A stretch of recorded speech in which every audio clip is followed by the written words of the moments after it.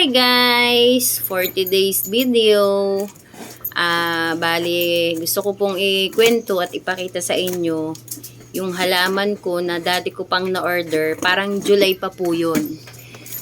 Si Monstera Borsigiana albo. Yung unang in-order ko po kasi ay nagmashi. Parang nabulok po. 2 days pa lang po sa akin, nabulok na siya.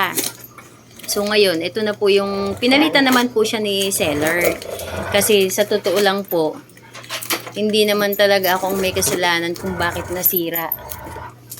So pinalitan naman po. Binidyo ko lang po nung time na nabulok na siya.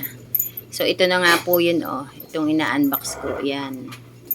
At mukha naman pong okay siya kasi mukhang healthy naman yung mga dahon.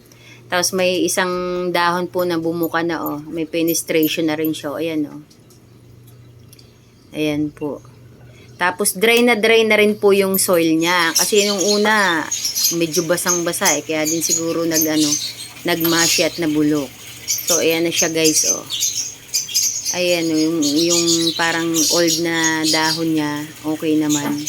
Tapos ayan po, ayan yung may penetration. Yan na po yung bagong dahon. Magi-start na po yan. Mukha namang mas okay to. Kaya ang napansin ko, ayan po parang ginupit yung mga dating dahon na siguro may nabulok na part, kaya ginupitan na.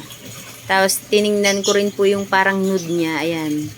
Medyo okay po kasi mas malaki compare sa dati na ipinadala sa akin na mas maliit yung katawan, kaya siguro nagmashi din agad. So ngayon parang medyo okay po siya. Kaya sana mabuhay ko talaga to kasi isa po ito sa mga pangarap ko na halaman. Kasi nung time po na napakamahal nito talagang as hindi ka makakabili. Kasi isang dahon pa lang po niya magkano na. So guys, hanggang dito na lang po. I-update ko na lang po kayo. Bye! Thank you for watching!